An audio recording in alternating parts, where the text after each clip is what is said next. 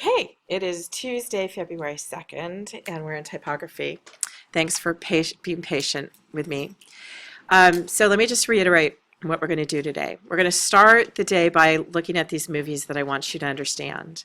And the reason I want you to understand the films is all of our roots in typography, in creating type, that became mechanized to arrive at digital type, which you're also familiar with, starts in the foundation in these roots. And I think they're really, really interesting films. So I want you all to have the experience of them.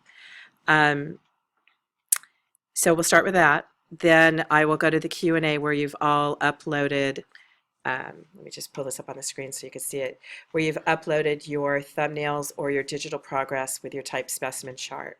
Next week is what is going to be your final submission for your type specimen chart. So whatever questions you have, whatever you might not understand, I want you to get your questions answered today. Okay. The reason why most classes, or at least in graphic design, most classes, and I want to repeat this so you all understand the structure of this class. So I want to view this. I want to switch my role. So you view this as, you view this screen as you see it, not as the instructor. So most of the graphic design classes, when you have forums of participation like that Q&A that you just uploaded to, most projects will say the name of the project and then it'll have a forum for it. Can you that you're familiar with that in other classes?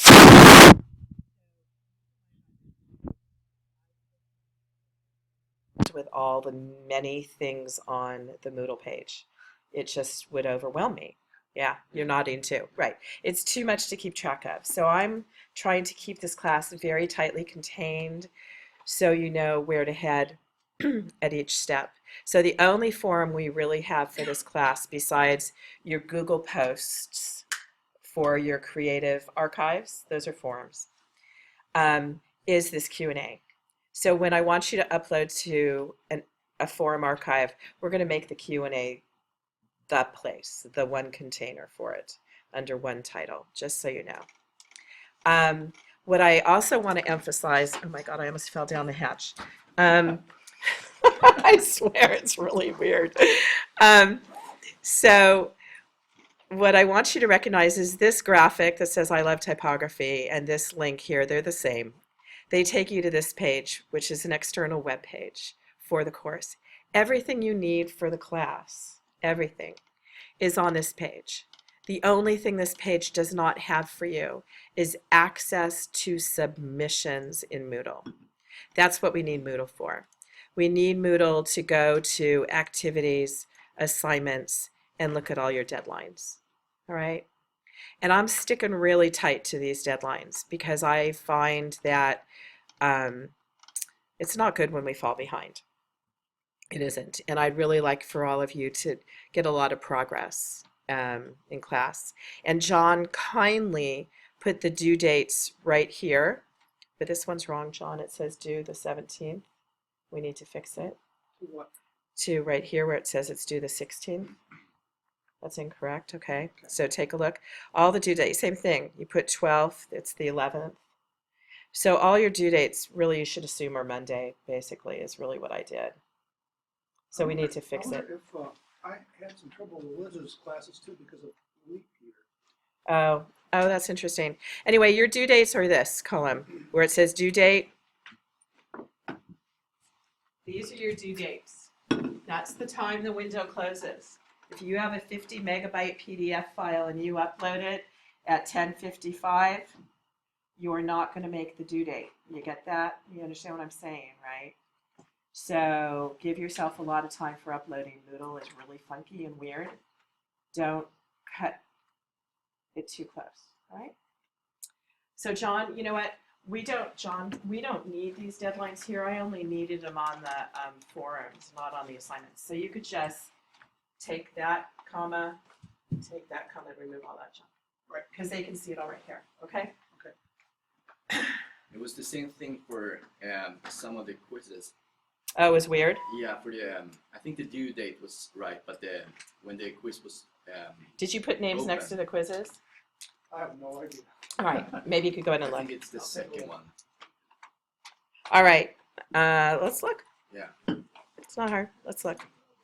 And I'm not very good at reminding you about quizzes because I'm not, and I won't be. These quiz dates that close, that's when the quiz closes, meaning you can't take it again. All right? So, again, let me just repeat to you. If I were sitting in your chair, I would get out my cell phone, I would write the quiz deadline in my calendar on my cell phone, and I'd put an alarm and an alert, and then I'd put a double alarm and a double alert. Okay? And all the quizzes are open now, all now. So you could go home this weekend and like have a quiz fest. You could read that book, you could take all the quizzes and get it over with and never visit them again. And it accepts the best of two. So you can take the final right now if you want. I'm not sure if I did that, but pretty close, maybe. So they're all open now. I think I made them all open now. Let's find out if the final's open. Because Anuja? They're all open until they close, and then you're like out of luck, right? Yeah.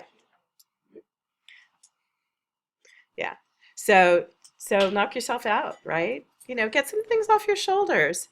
If I were you, it's like those fun exercises I was talking about last week with the type, you know, the exercises of the type game, the type dating game, or the kerning. Did anybody play with the kerning and have fun? Was it fun? It was fun, right? So go do them. You know, you're getting graded on them. I don't want to diminish them. You're getting a grade, but go have fun with them. Now's a good time to do it before you get all stressed out by all your other classes. All right? Or this class. I'll stress you out too, don't worry. So any questions about our deadlines or the workflow or where to locate anything? I just wanted to keep it simple. So the quizzes, are we gonna all have them due on Monday now, or 'cause The there's quiz- some all over the place? Yeah, just don't look at the words, look at the due date on the quiz itself. So let's go to quizzes. Whatever it says. See, they're all Monday, one's Tuesday. They're all Monday. Okay. They're all Monday. All right?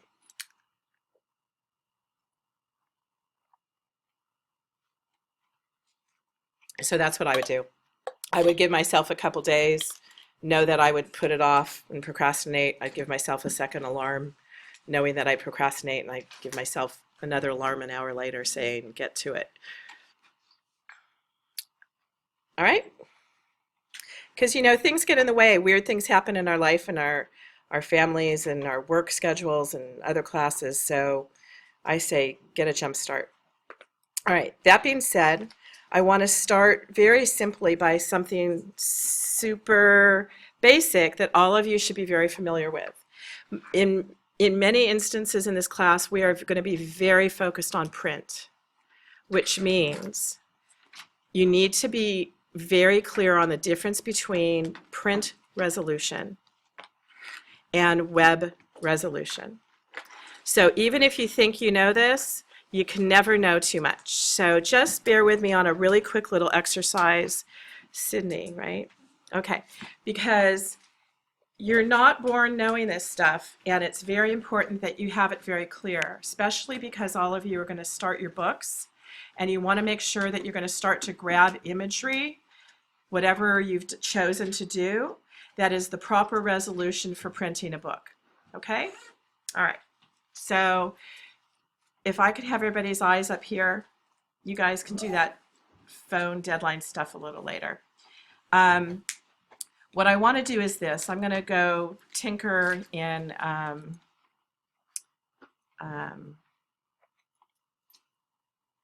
somebody give me a category for type that would be an image, not a font necessarily. Like trees forming type letters. Does that work? Let's try that. Right? Trees as letters. Letters. See if we get images.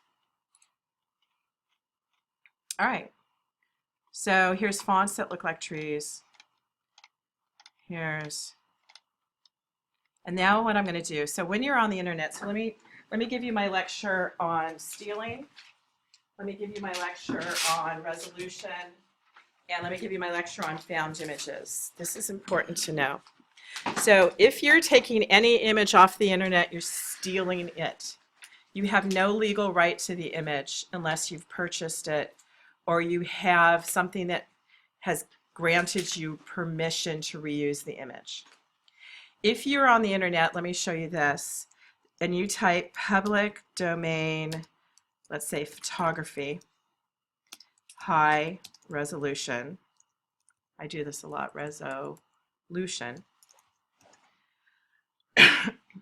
You can go to public domain archives, which are photos that come from our tax dollars at work sometimes. And you can find beautiful images. I've used this website a lot. I happen to love it. So you can find an image such as, let's pick the camera and the piano. So you can take this image. This is a public archive, which gives you permission to use the image without paying for it. They don't want you to use it commercially. You got to read the fine print at the site. But but when you go to this image, let's see if I can go to, let me go backwards. Let me go to the page where the download is. Is that share? It's probably a share sign. Let me go to camera. I'm on the search part. Camera. There we go. Search. All right. Oh, this is good. We have type in here too, right? Look at that. Type. So you can find an image here like this one and be able to download it. So I'm clicking on the image. I got to look for the download button. Oh, here it is. And if I download this image, I typed in high resolution. We're going to learn how big this image is. And I don't know if you were looking in the bottom corner where it said that it was, I think, 14 megabytes. Did y'all see that when it was downloading? Let's look. We'll go to our downloads folder. So I'm going to go into Photoshop. So Sydney, Photoshop's new to you? Okay. So Photoshop opens like most Adobe software applications for those of you that are new. They all have basically the same kind of interface. I'm getting the wheel because I'm trying to move this screen and it doesn't want me to. There. And it has a toolbox and you can go to the upper left corner, and I like my tools in 2 columns, so I could click on that and get 2 columns. And just like I said to you in InDesign, you can set your workspace for what you want to do. This is not a Photoshop class, but the basic stuff about understanding your photos, if you're not familiar with Photoshop, is understanding resolution. So what I'm going to do is go to File, Open, and locate my download folder for that image that I just downloaded, correct? So here's my download folder. Here's my public domain image. It's saved as a JPEG. Now, for those of you not familiar with this, and slow me down if I'm going too fast, please. A JPEG image is basically what you're taking on your cell phones or your digital cameras. And it takes the image, and you can save images as like a raw image if it's a high resolution image from a high-end camera. Raw meaning it grabs every pixel of information and keeps it exactly as it captures the image. When you save an image as a JPEG image, what stands for Joint Expert Group Graphic. Guild Graphic, something. There you go, one of you. Joint, whatever it is. It doesn't even matter. Just thought I'd tell you it has a reason, it has a name. It was something. Joint Expert Group Graphic Guild, according to Anuja and John. So a JPEG takes an image and it compresses it. It takes the information of the image and compresses it to make it smaller in size, so it's more manageable, okay?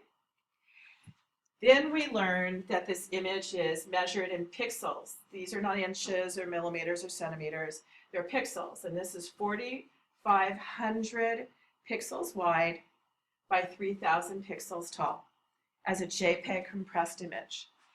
As a JPEG compressed image, it's 15.5 megabytes. Now, what I want, and as a JPEG compressed image, this image will be saved as RGB, red, green, blue.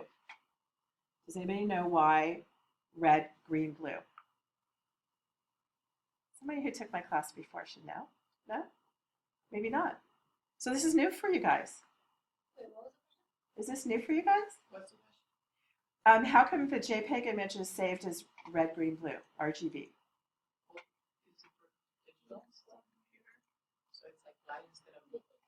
So Say it louder, Guillermo.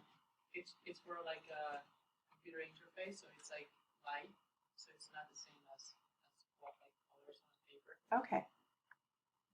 That's a yes, almost. Yeah, that's actually 100% yes. That's part of it. It's additive color, not subtractive. like Yes, that's CMYK. exactly what he was describing, yes. So when he said it's light like a computer, that's called additive color. And when he said not like paper, that's subtractive color. So you just embellished his terminology. That was perfect. Who else has more to add to that? You guys are smart. Okay. So let me turn on the light here so you can see. I'm so visual. If you tell me words, they'll float out of my brain. But if I write them down on a board, I will understand. So, and if you guys want to learn a lot about this, I will add a link. And you can also go to johnlemon.info and Google the difference between CMYK and RGB. So Sydney, we thank you for this because this lecture was going to come. All right? So follow this. This is important. And ask questions. So RGB color. Can you guys see this green in the back? Enough? Yeah. Okay. So RGB color, Guillermo's right, and Madison is right, is digital color. Stands for red, green, blue. That is the input. I'm going to call this input. So when you're taking a snapshot, you're inputting information. When you're scanning something on a flatbed scanner, you're inputting digital information. Input. Everybody get that? Not if you hear me. Okay. All right. Digital information. It is also, Madison's right, it is also additive color. Yeah. And you want to know something super weird? If you took a loop to your monitor display and you looked like at a big magnifying glass, a loop meaning like a huge magnifying glass, wherever there's white on your monitor, do you know what you would see? You would see full saturation of red, green, blue. 100% red, green, blue will give you white. Isn't that weird? It's called additive color. The more you add color, the more it adds light. Just what Guillermo said. Exactly. Both of you. Weird part is, so that's input information. Wish there was a better marker. Output information, Guillermo started to say print and paper. So when you output something for printing, you don't want red, green, blue. That does not print. You want something called CMYK. CMYK is process color. Process color is C, cyan, magenta, yellow, and K stands for black. So we're just going to put black like that. All right? That's for output. So when you want to spit ink onto paper, you want process color. If you're printing a photo, you want process color. If you're printing a publication, you want process color. You have to convert it. You're not going to capture, you're not going to input process color. You're going to input RGB. Okay? Everybody get that? Stop me. Is anybody missing anything? All right. It's a lot to digest, I'm going to tell you. So make sure you're real clear, because this is a critical thing to be a graphic artist, to be a web designer, to be a print designer. This differentiation, I think most students don't ever get. And it shouldn't be that hard, meaning once you get it, you get it. It shouldn't be that complex, but it's important to be successful at web design, and it's important to be successful at print. It's important to be successful at inputting information in your photos and creating digital files as it is to output your digital files, okay? Any questions on this? No? Okay, beautiful. So, the largest color spectrum, here's the color spectrum. The largest color spectrum in the entire existence is what we see with our eyes. The visible color spectrum. Visible, okay? Visible, okay. The next largest color spectrum is RGB, interestingly enough. Red, green, blue. So when you capture an image digitally, you capture in red, green, blue because it's, aside from what our eyes see, it's the largest color spectrum we can capture. So when you're taking a photo and you're taking it in RGB, you're getting the maximum amount of color variations in that image as you possibly can. Okay, that's clear. The next step, interestingly, is there's cans of ink called Pantone Matching System Color, PMS. Raise your hand if PMS is a new, not women's PMS, but if PMS is a new term. Okay, cool, okay. PMS is a company, is called Pantone. Pantone is an international, universal color system. So if I say I want PMS 186, and I send that message to have a job printed in Singapore, 186 is a red, and the red in Singapore looks like that, and the red in Santa Barbara looks like that, and the red in Austria looks like that, and the red on Mars, if it's a Pantone matching system color, looks like that. I saw the Martian movie, it was really good. Did you guys see it? Yeah. It was good. You get the idea? It's a universal matching system, Pantone matching system. So next to RGB comes Pantone. And that's because they create color formulas.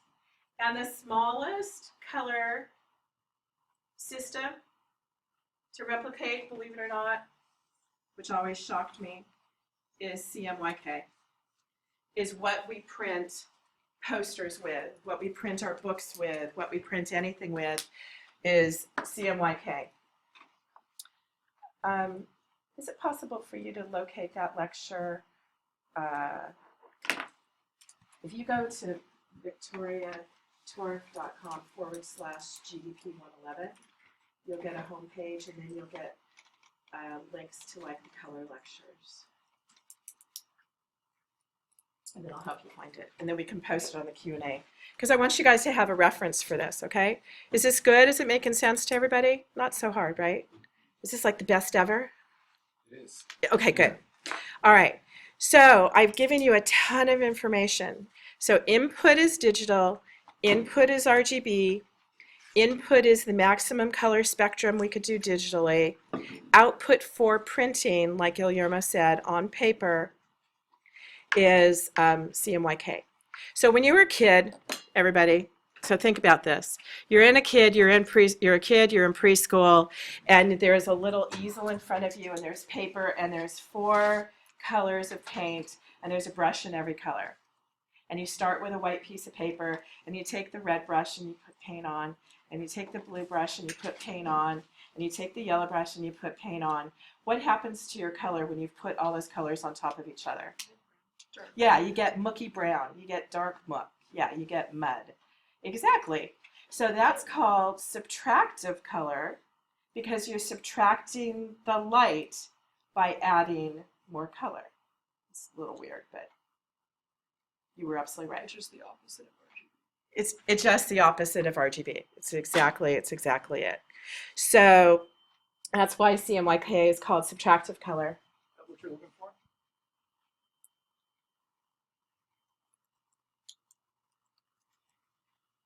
Yeah. Oh, yeah. So John's going to post on the Q&A the lecture I'm giving you now from a different class. Okay? Because it's it'll just take your notes and wrap it into one little web page. Okay? Thank you, John. So now let's go back to our RGB image that we're taking off the internet that we have rights to use because it's public domain. When I've downloaded a Cooler palette from Adobe Cooler, they come as a RGB. Yeah, the colors that they load for you? Yeah, Yeah, they do. You could convert them. yeah, I know, but I just wanted to point that. Oh, it's a good point. So Cooler, that color wheel that we played with in class, it will give you RGB color. It'll give you something called lab color, and it'll give you a hexadecimal color, which is a color used on the web also. So you just need to think about that if you're gonna print something. And you need to think about it, right? You need to convert your colors. So let's take a look. So we're going to open this image we downloaded. Now we're back to resolution. Okay, so stay with me. Oh, let me just go back to my little sign here. So now when you get an image that's RGB, it's probably going to be a JPEG because it's going to be compressed, or JPG, same thing, right? It's going to be compressed, which means it takes the information and makes it smaller and more manageable. When you want to print something, my suggestion to you, this is old historical fact and changing every day. I just want my caveat in there because it is changing every day. When I print things, I save all my files as a PSD file, a Photoshop document, or a TIFF file, because it does not, and that means tagged image file format. I'm so proud of myself, I remember these things. These do not compress files, and I'll tell you why in a minute. Also, when you want things on the web, generally, don't argue with me here, don't get confusing, don't go down that road. When you want things for the web, you want 72 or 100 pixels per inch, 96. or 96, whatever John says, but not your whole caveat of high retina display, blah, blah, blah. Is there a difference between DPI and pixels? Oh, that's such a good question. Yes, there is. You're so great. You set me up perfectly. So will you find that lecture 2, pixels versus DPI? It's going to be right around the same place as the other one. I will get there. Don't let me forget. When you print something, and this is at 100% scale, okay? 100% scale means if it's that size, it should be that resolution for the web. When you're doing it for print, I want to give you just a general, because I don't want to get too complicated, universal form.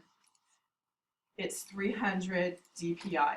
And Madison just said, what the heck is the difference between DPI and PPI? PPI are pixels. It's what you see on your screen. And in order to take the photographic or image information and send it to a printer that's not an Epson airbrush ink printer, because all of you guys probably own inkjet printers at home, and they have little spray nozzles that spray out ink like an airbrush does. But if you go to a print shop, what they end up doing is they end up converting, gosh, I didn't really expect us to do this lecture. Look at this. So when, hang on a second. When you go to a print shop and they print out your images, they have to take the image and break them into dots. It's called a halftone screen. I know, just smile through this and go, this is really good information, Vicki. I'm enjoying myself. This is fun to know, because you'll start to absorb it. I'm going to a lecture right now that I have so I could show you an example of what I'm talking about. Because some of you might not have had this crash course yet. Did you find it, John? Resolution, Yeah. it's on the right-hand side there. No, those are exercises. Yeah, but there's lectures in there. There are? Yeah, I clicked on a lecture, I got a lecture. This one here. Oh, I don't want a video. Oh, what do you want? You know, if you go to the index, and you go to resolution and you go to color, they're all cross-indexed and they all go to your lectures. This is not what I thought I had. I'm far more organized than I thought I was. Who knew?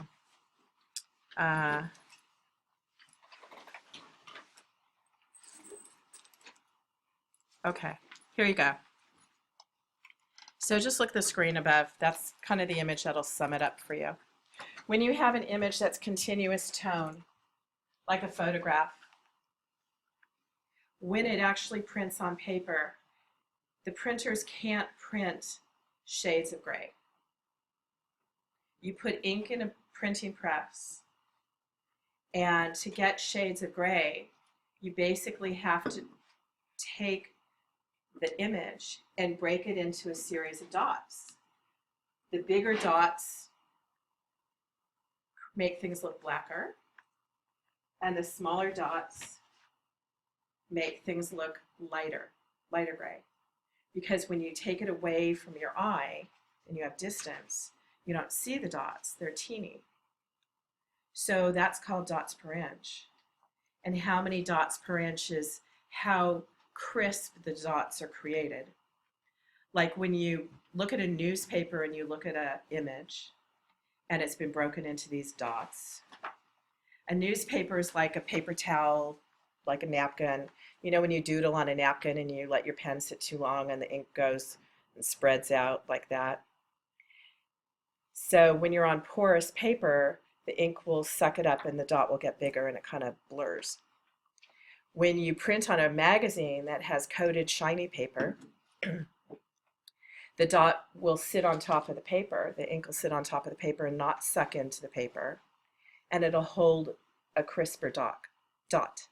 So that's how come when you look at things on uncoated paper, like newspapers or paper towels or recycled papers that don't have a coating, they look a little softer. When you look at something that is in a really slick magazine and they look kind of crisp and brighter, it's because the ink kind of sits on top of the paper and doesn't suck in. So the difference between dots per inch and pixels per inch is pixels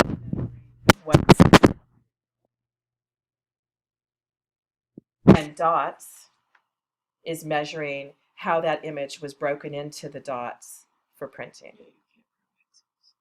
You can't print pixels. Exactly. How about if you want to print something that's resolution independent? Oh, he's a smarty pants. Okay, so excellent question. So when you're working on your type specimen poster, you're working either in Illustrator or you're working in InDesign. And when you work with an Illustrator image, it's, I think I said this last week, it's made up of Bezier curves. So, let's see.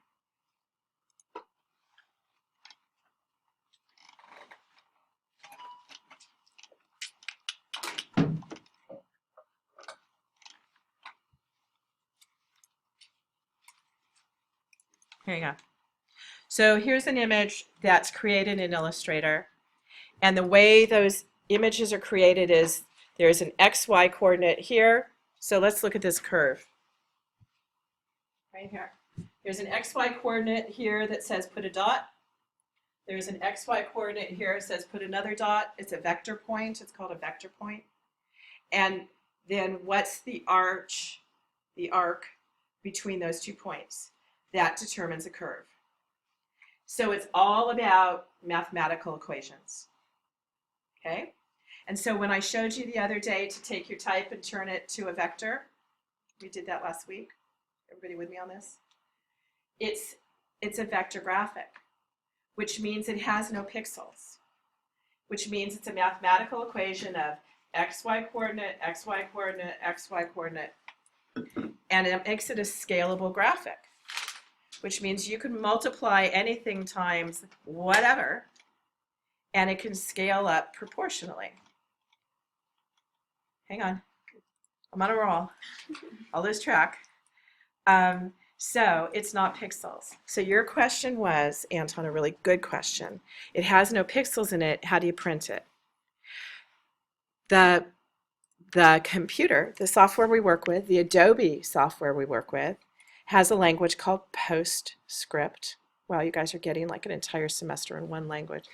Okay, it has a language called PostScript, and it will take your vector file, run it through this little PostScript language. You'll never see it happen.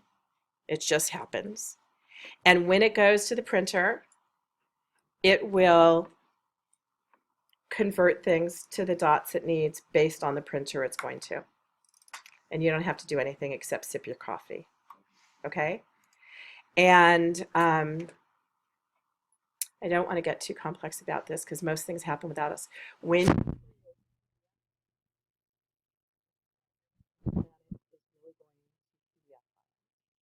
why everything is submitted PDF file. When you upload to printers or online printers, they usually love PDF files. PDF files take all that PostScript information to make something print properly, the font properly, the images properly, all of it. Takes that information in the PDF file. So it just is magically went all just in there.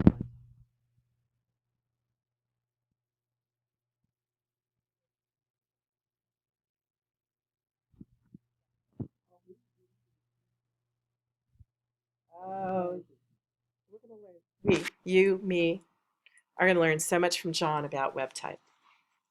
We can't wait. There are no vector graphics on your computer screen.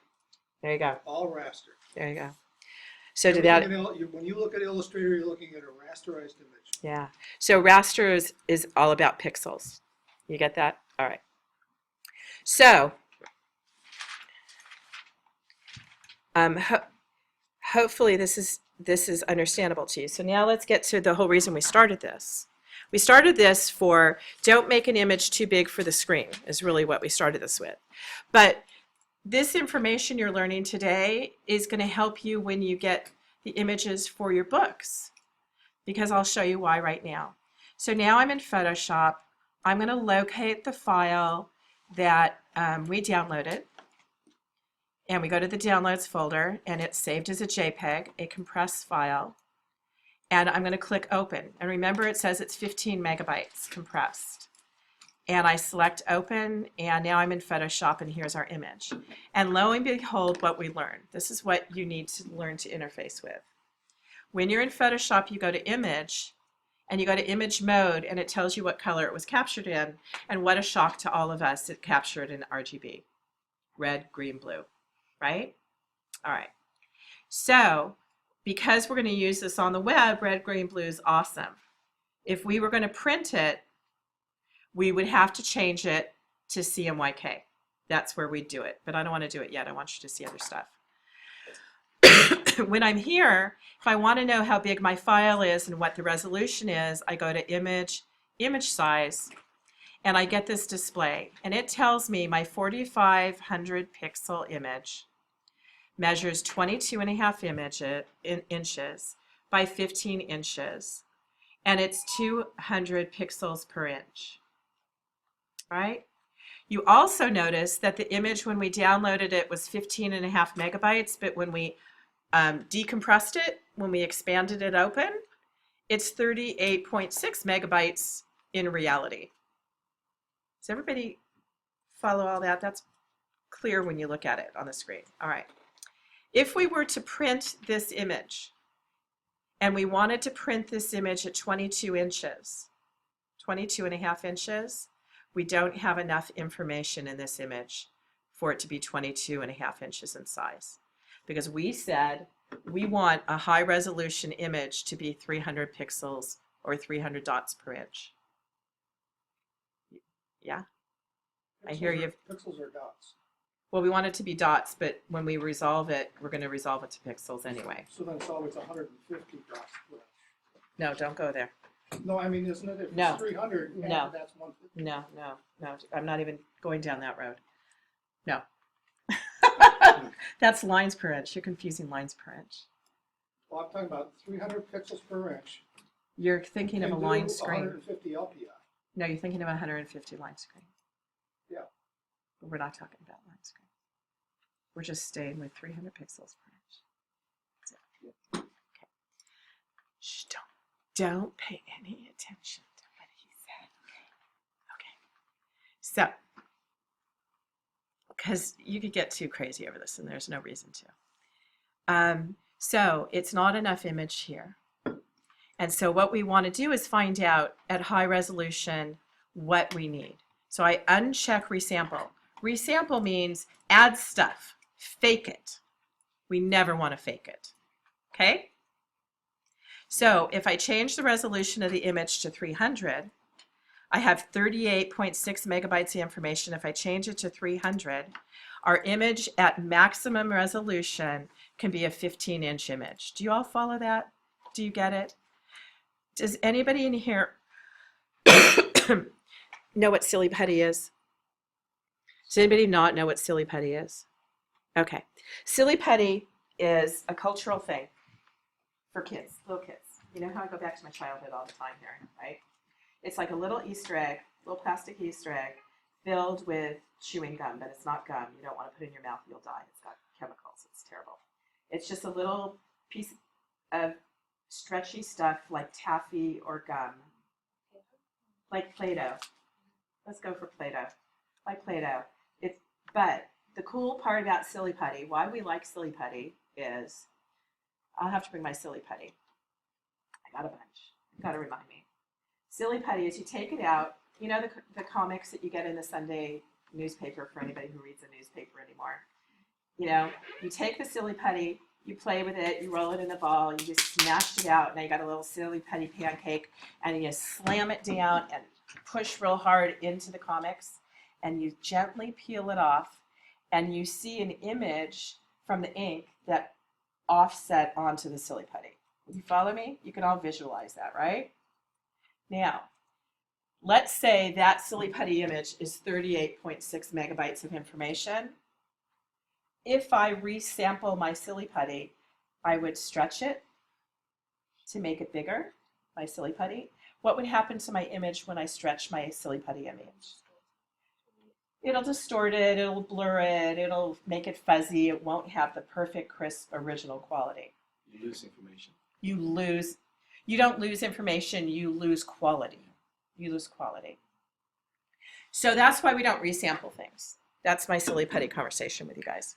So now we have our image and it's 300 pixels per inch, perfect for high resolution printing. The only problem with this image for printing is it's the wrong color mode for printing, okay? So we say, okay, it's now the size we know we can get maximum resolution. And now we're going to change our image for printing, not the screen, but the printer.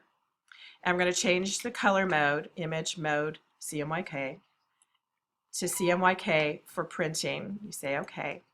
Now look what happens to our image. If we go to image size again, remember it was 38.6, was it? Now it's 51.5 because we had to add more information. Let me show you this. Let me hit undo, Command Z, and let me go to channels. See how I have a red, green, blue channel on the right on the bottom? Turn off the blue, turn off the green, there's our red, right? So there's 3 channels of color, red, green, blue. If I go to color mode and change it to CMYK, I'm making 4 channels of color, cyan, magenta, yellow, black, and that's why it takes more information. Okay, that's why the file got bigger. All right, so let me just stop here, and then we're going to get to you, Sydney. So you now learned when you take in information in your cell phone, if you open your photo in Photoshop, you'll know inherently the amount of information you captured with a digital image. Okay, and you'll know now how to judge if it's big enough. If my book were, for example, if my book were 15 inches in size, I'm pretty golden here.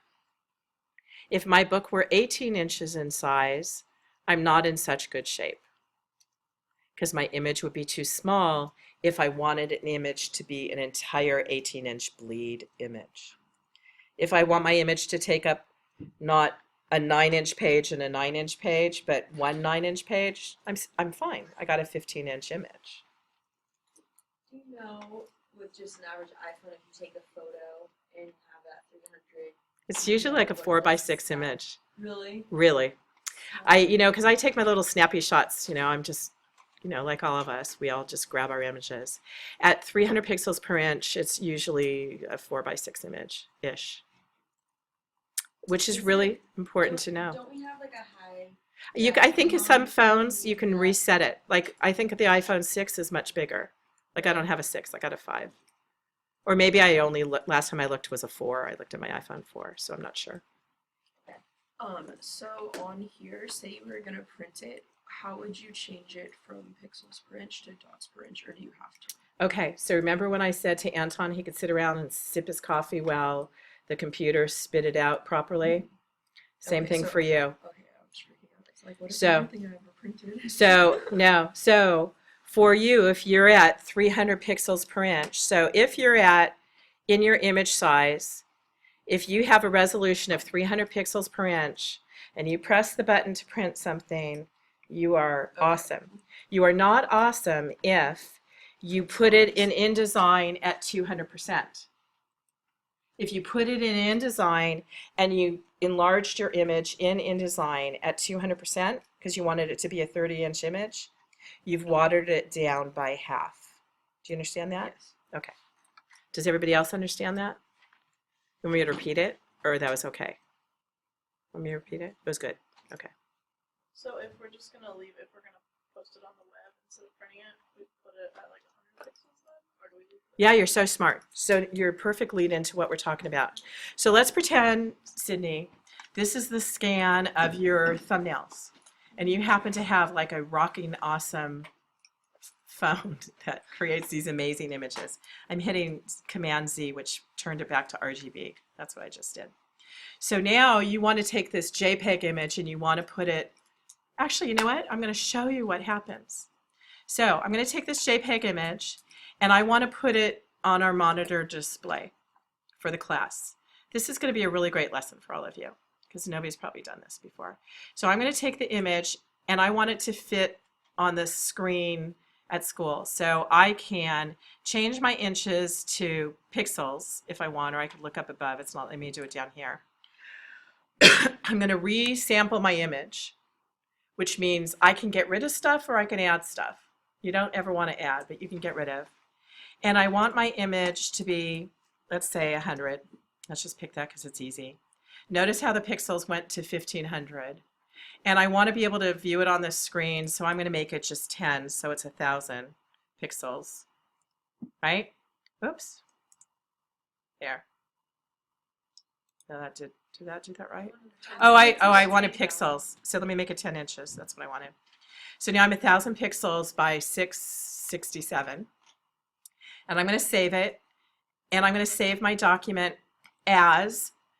Never rewrite over your original document. So here's 2 more lessons for you. So I'm going to save it as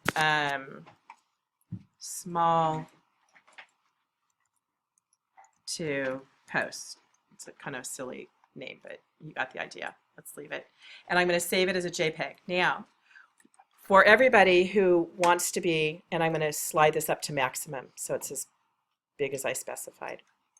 So if you're a photographer and you care about the resolution of your image and you might ultimately want to print something, every time you take an image, open it up and resave it as a JPEG. Resave it as a compressed image. It does this, watch. Here's the first time I open my image and it's perfect, right? RGB, all the color, all the details. Then I tinker around in it and I close it up by saving it as JPEG. And it says, oh, what am I supposed to do? Oh, I'm supposed to compress this. Okay, well, I compress it because that area of the green and the trees is the same, so that whole area I'll just identify as green. And that sky that's blue over there, I'm not going to look at every pixel. I'm just going to go, it's blue over there, and I'm going to give it that message so I can compress it to abbreviate the information I close it up with. That's what compression does.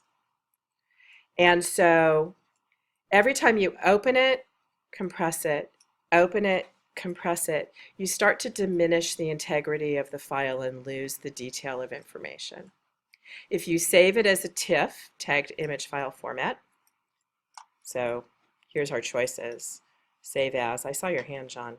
Did I miss something? You were going into what I was going to go into. Okay. Also PNG24. Okay. Is good for not compressing? It is, it's lossless, Lossless, okay. like TIFF. Yes. There's a term called lossy, which means I lost information. L-O-S-S-Y, lossy. You guys are starting to fade, I can tell. There's a term called lossless, which means I didn't lose a thing. All right. But anyway, if I do a JPEG, I'm compressing. Because I work in InDesign so much, I save all my Photoshop files as PSD if I'm placing them in InDesign, because Adobe loves Adobe software. Adobe loves other Adobe software. There's another thing called TIFF, which won't compress it, and Microsoft Word, which I never use, likes TIFF. It can use TIFF. It can't use a PSD, because it's Microsoft and Adobe. They're fighting, right? All right. So anyway, so all I wanted to get out of that was every time you compress an image, you start diminishing the integrity of the file. So be cautious as you do so. All right. Now, I saved this as small to post, and here's what I'm going to do. Here's our one last step here, which is, you guys are so patient and beautiful. I need to go to the Q&A for our class. I click the Q&A, and I go to Carla's post, and I reply to her post, and I upload to her the discussion by clicking the picture, by finding an image, by going to, where do I want to go? Choose file, downloads, small to post. My little 15.5 megabyte image is now not even 1 megabyte. It's 1,000 pixels per inch. And I upload this image. This is what I was trying to get to the whole time, Sydney. Okay. So it's not even a megabyte. Look how long it took to upload. Yeah, I want to continue without a name. And I'm good, and I post to forum. And now when you look at my forum post, you can see it on the screen, my 1,000 pixel image. Imagine if it was my 15 megabyte image. I wouldn't be able to see it. I'd see this little teeny brown corner because it would be so big for the screen I wouldn't be able to view it. So when you post things in forums and other classes, don't post files that are too big because people won't be able to see them. And they'll get bored waiting for it to show up. All right? So that was how you change the size. You can go back to the video. But the benefit of this, I know this was a big digression, so I'm very sorry. The benefit of this lecture is as you grab your images for whatever it is you're doing, because you're going to end up going to print, it's important that you understand what you deal with when you deal with your images. So when you're putting InDesign or images into InDesign for print, do you have to go into Photoshop and change each one to CMYK first? Yes. Well, there is a way around it. And when you save, if you're going to save it as a PDF, you can do it in the settings and you can just automatically. Nowadays, yeah, I would go to your original file, because what happens is there are color shifts between RGB and CMYK that you'll visibly see on the screen. And if you care about your color and you want to control it, that's what I do. Now, I want to give you a little caveat here, which I'm uncomfortable doing, but I will. One of the reasons we're doing a blurb or a MagCloud book in this class is I find that more and more to be more competitive as a designer, I use online printing sources. And my printers all have, my online printing source printers all have different criteria for me depending on the source. So for example, I printed a book through MagCloud, and they asked for every file to be CMYK and every page to be a PDF. But I went to, the other day, moo.com. Anybody ever heard of them? Want to see moo.com? It's so cute. I have a client and she needed really quick business cards. So this was an interesting problem for me. So here's Moo. I went and ordered business cards, and they have these things called Lux business cards, and they're gorgeous. Can you just see that paper? And then they do this special thing, is they have 3-ply paper, so they sandwich different colors, different sheets of color in the middle. It's not printed like that, it's paper. Isn't that super cool? Can you see it on the screen? Let me turn off the light, it's just so pretty. So this client, so I created her business cards, and they were absolutely wonderful. But when I uploaded the file, so I went to the product, I went to the business cards, I went to start making, I signed into my account. I needed to learn how they wanted the files, and look at what they give me, all these choices to upload. I can upload a JPEG, I can upload a PDF, I can upload all these different file formats, which is why I'm giving you this caveat of different online sources ask you for different things and you got to check them out first. So I went here to upload my file, and they're super cute. This is like, I can't tell you how awesome they are. I made note cards I'll bring to class. You can have multiple backsides to it, because they do variable data printing, which means I can upload a business card and the backside of each of my business cards could have 10 different options. Like the backside of one could say, so I could have a business card with my name on it, and I could have the backside of all my cards be different colors, orange, green, blue, right?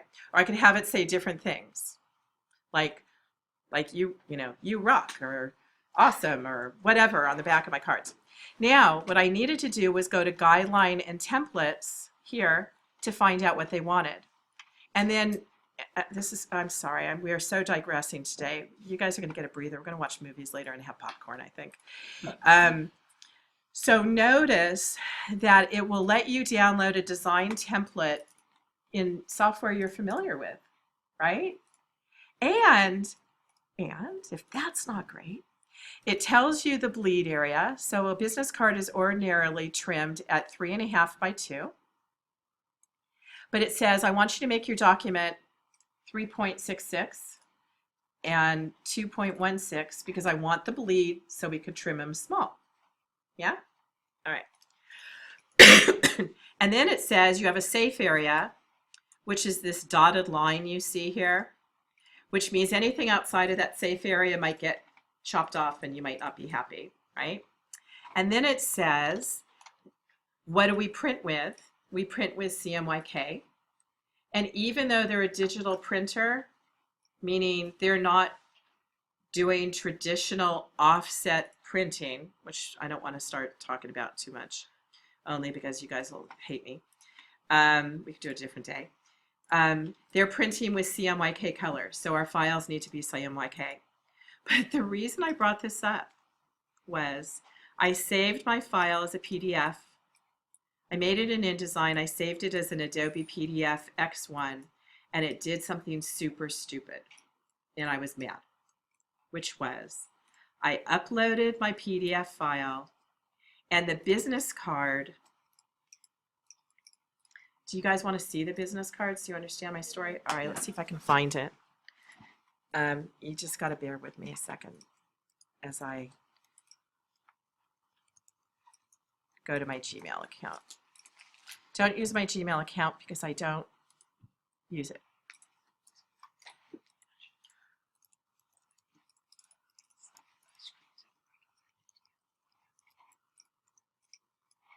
I hope I know my password.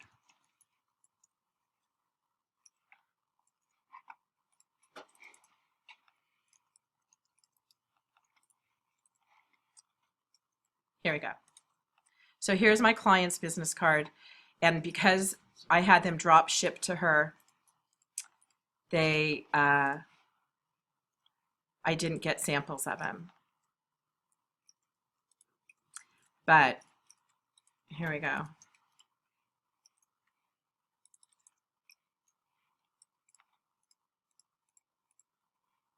There we go. So here's your business card. So now I can explain what it is. So I did two things on this business card. One is I created a PDF of this card, and it saw the white PDF, and you know what it did when I uploaded the page one?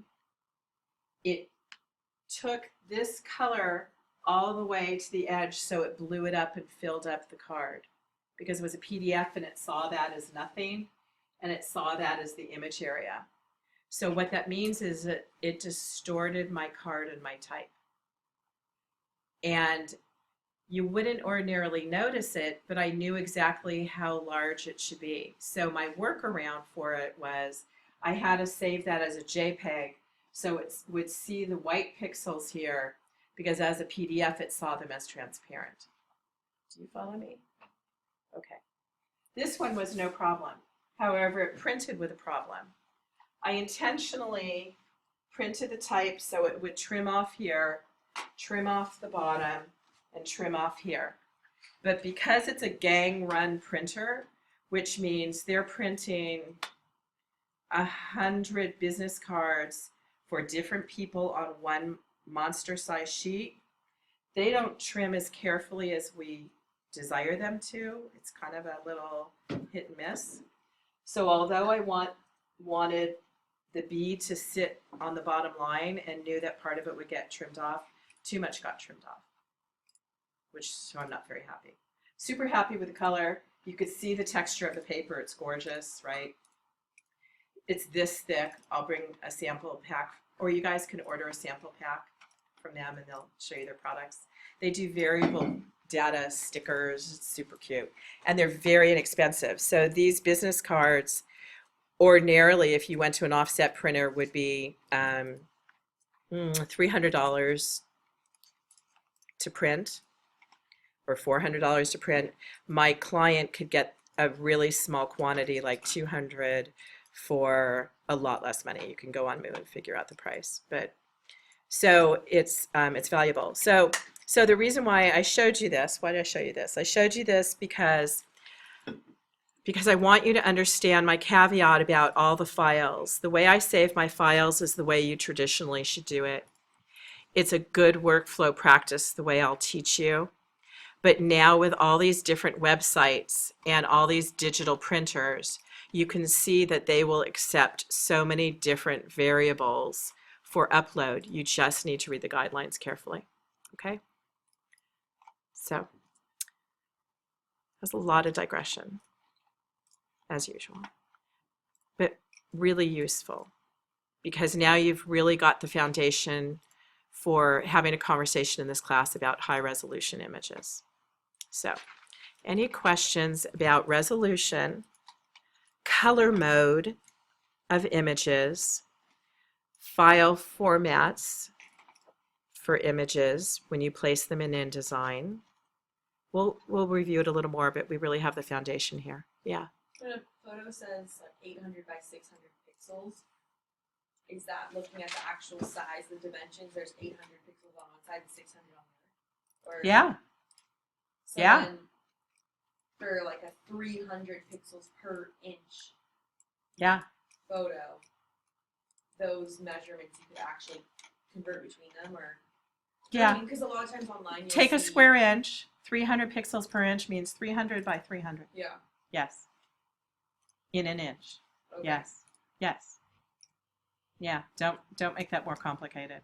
So you just do the division. It's not like, because you know how online if you're grabbing a photo, usually they don't say like So- 300 pixels per inch next to it. They'll Yeah. say the dimensions of it. Yeah, they'll say the dimensions. So like if we go back to that public domain site, do you see it? Yeah. Actually, if you just go back to the Google search, type made from trees. trees. That's what our first search was. And then we went to images. When you're searching images, you can go to search tools and you can go to size and you can go to larger than, and their MP is megapixels, which is kind of like megabytes. But you can also see the resolution of the images. And you now know, you already know now that 4,500 pixels wide basically measured 15 inches. You just learned that today. Remember, our image was 4,500 pixels wide, and when we looked at it at high resolution, that 4,500 pixels, so that 15 megabyte image right there, you know, is about a 15-inch wide image. That's what you kind of know. So when you search for images, or when you capture images, or if you purchase images, you need to understand resolution impacts the quality of your design work. So my phone takes 16 megapixel pictures. Oh, awesome. So that would be like somewhere above that. That'd be awesome, right? So what I would do is I would go take any silly old picture. You have Photoshop on your computer? Okay, take a picture, you know, download it, open it in Photoshop and see what you got. This is really why we need this conversation now, because when you take your images, you would hate to do all that work and not understand it. I will tell you, as a starting designer, when computers first started up, I didn't understand this. And I made huge, like, oh so huge errors. I created original artwork in Photoshop. I didn't understand resolution, and on my screen it was so gorgeous. And when I printed it, it was so awful. I had no clue what I was doing, and I couldn't fix it. So I had spent 40 hours creating a series of leaf art for a client, and I didn't understand resolution in Photoshop. Because I'm so old, there were no books because the software was so new. And I didn't understand it, and I created all this beautiful artwork, and when it printed, I couldn't figure out why it looked so horrible. And it's because the resolution was bad, and I couldn't.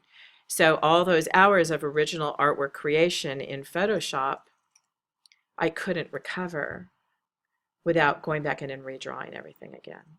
So this is, you know, this is over 20 years ago I'm talking about. I kind of know a little better now, but yeah. The worst of it is, it's all changed now. And with high resolution displays, you can't get away with making your image 96 ppi anymore. It has to be 2, 3, and 4 times. You have to have variables. So what I do now with all my images is I start with super high resolution. I save the original file, you know, original file, you don't mess with it, so you always have it to go back to. You immediately make a copy of it, say this is what I'm going to mess with. I'll always have my original to go back to, and you don't ever eliminate the highest resolution image. So how do you see how many pixels your original artwork is then? Or how do you- Same thing we just did today. So you just highlight So it? my original artwork in Photoshop you're talking about? Yeah. Like if I make a new document in Photoshop, file new, I can set my inches and my pixels and my resolution Okay. right at the beginning. So that's how you know. Or you can open up an existing file and check it out like we already did. Okay? Wouldn't you not use Photoshop now? You know, I rarely use Photoshop. I use Photoshop for photo editing, and I generally do not do original illustration work. I would never use Photoshop for illustrations. I'd use Illustrator for illustrations. Okay? I mean, it's so funny. Adobe created these beautiful softwares, and they've morphed so long through the years. They all do everything. So it's kind of like if you don't have your feet in the roots of things to understand the initial intention. You know, this resolution conversation is going to be one of the most important you guys probably ever have in graphic design, honestly, to be successful, to be technically successful as a designer. Yeah. And a lot of the stuff you can do in Photoshop, you can also do in Lightroom. Yes, yes, you can for photo Yeah, editing. photo editing. Yes, absolutely. Okay, more questions about this. All right, I can see we are going to be like we're still going to watch our movies because you've had too much of me talking for the moment. So it's movie time. Get out your popcorn. Actually, you're not supposed to eat in the room, so don't let Ryan know I ever said that. You're not allowed because we did have mice in the room. You do not want mice. So let me show you where I'm going to grab our movies from.